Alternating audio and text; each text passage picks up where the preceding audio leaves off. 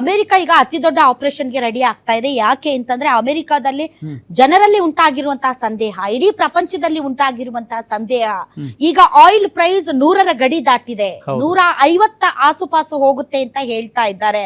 ಒಂದು ವೇಳೆ 150ರ ಆಸುಪಾಸು ಹೋದರೆ ಬೆಲೆ ಏರಿಕೆ, ಗ್ಲೋಬಲ್ ರಿಸೆಷನ್ ಶುರುವಾಗುತ್ತೆ. ಸೊ ಈ ಒಂದು ಜಾಗತಿಕವಾದಂತಹ ಏನು ಗ್ಲೋಬಲ್ ರಿಸೆಷನ್ ಶುರುವಾಯ್ತು, ಆರ್ಥಿಕ ಹಿಂಜರಿಕೆ ಉಂಟಾದರೆ ಎಲ್ಲರೂ ಟ್ರಂಪ್ ಮೇಲೆ ಬ್ಲೇಮ್ ಮಾಡ್ತಾರೆ, ಟ್ರಂಪ್ ನ ಅಟ್ಯಾಕ್ ಮಾಡ್ತಾರೆ, ನಿನ್ನ ಹುಚ್ಚಾಟದಿಂದಲೇ ಹೀಗಾಗಿರೋದು ಅಂತ.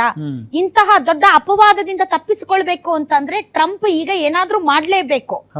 ಯಾವ ರೀತಿ 2011ರಲ್ಲಿ ಒಸಾಮಾ ಬಿನ್ ಲ್ಯಾಡನ್ ಅನ್ನ ಮುಗಿಸಿದ್ರು, ಇದೇ 2026 ಜನವರಿಯಲ್ಲಿ ಈ ವೆನೆಜುವೆಲಾ ರಾಷ್ಟ್ರಪತಿ ರಾತ್ರಿ ಮಲ್ಕೊಂಡಿರುವಾಗ್ಲೇ ಹಂಗೆ ಎತ್ತಾಕೊಂಡ್ ಬಂದು ವೈಟ್ ಹೌಸ್ ನಲ್ಲಿ ನಿಲ್ಸಿದ್ರು.